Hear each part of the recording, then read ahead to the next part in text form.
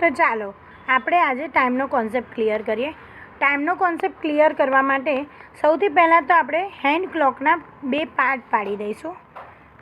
બરાબર, 2 પાર્ટ પાડ્યા છે, જેમાં ફર્સ્ટ હાફ એન અવર છે. ફર્સ્ટ હાફ એન અવર એને આપણે પાસ્ટથી શો કરીશું, બોલીશું ત્યારે પાસ્ટ યુઝ કરીશું.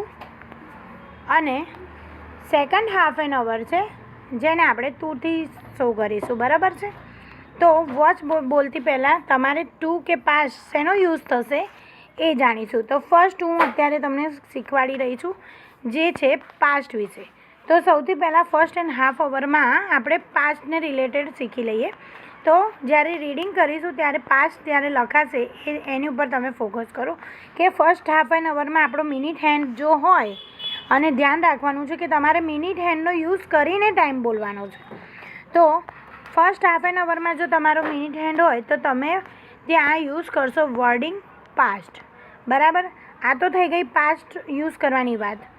હવે આપણે જોઈએ કે આપણો મિનિટ હેન્ડ, જેમ કે મારો મિનિટ હેન્ડ છે અત્યારે, હું તમને બતાવું કે મિનિટ હેન્ડ મારો છે અત્યારે 2 ઉપર. બરાબર છે. અને અવર એન્ડ મેં રાખ્યો છે 9 ઉપર. ઓકે, અવર એન્ડ મારો છે 9 ઉપર. તો 2 ઉપર જ્યારે મિનિટ હેન્ડ હોય ત્યારે આપણે આપણી ક્લોકને ક્લોકવાઇઝ જોઈશું કે 5 મિનિટ્સ એન્ડ 10 મિનિટ્સ. તો એ થઈ ગઈ મિનિટની વાત. તો 10 મિનિટ પાસ્ટ. અને અવર આપણો કહેવાય છે કે અવર એન્ડ છે 9 ઉપર. તો સિમ્પલી કે આપણે સ્મોલર નંબર, જેમ મેં તમને અહીંયા બતાવ્યું છે કે જ્યારે પાસ્ટ ઉપર હોય ત્યારે આપણે અવર હેન્ડ વખતે સ્મોલર નંબર લઈશું. તો કે 9 ઉપર છે, 9 અને 10ની વચ્ચે છે, સો આપણે લખીશું 9. તો સિમ્પલ થઈ ગયું, 10 મિનિટ્સ પાસ્ટ 9. કેટલું ઇઝી પડે છે. હા, હવે વાત આવી છે ટુનો પાર્ટ ક્લિયર કરવાની. 2 ડેટ મીન્સ સેકન્ડ હાફ અવર. તો સેકન્ડ હાફ અવર બતાવીશું ત્યારે સૌથી પહેલાં તો સેકન્ડ હાફ અવર ઉપર આપણો મિનિટ હેન્ડ છે એ જોઈએ.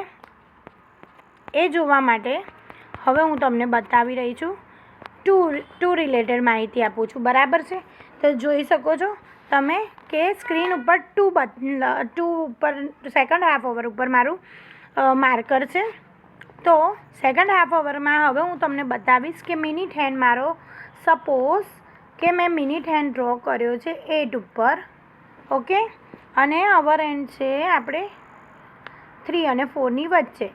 ઓકે, તો મિનિટ હેન્ડ બતાવીશું ત્યારે સૌથી પહેલાં તો આપણે જોઈ લીધું કે સેકન્ડ હાફ અવરની ઉપર મારો મિનિટ હેન્ડ છે.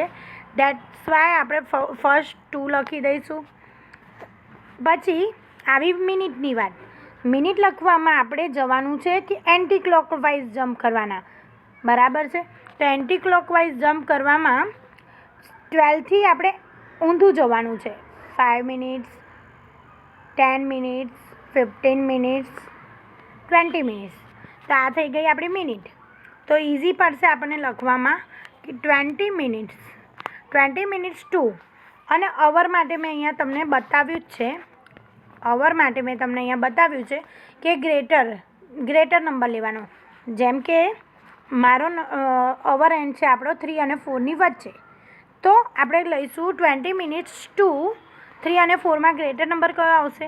તો કે 20 મિનિટ્સ 2 4. તો બહુ ઇઝી પડશે તમને ટાઈમ બોલવામાં. તો ફર્સ્ટ હતું મેં તમને શીખવાડ્યું પાસ્ટનો કોન્સેપ્ટ અને પછી ટુનો કોન્સેપ્ટ. જો તમારે આ પાસ્ટ અને ટુનો કોન્સેપ્ટ ક્લિયર થશે તો તમને ટાઈમ બોલવામાં ઇઝી પડશે. Thank you.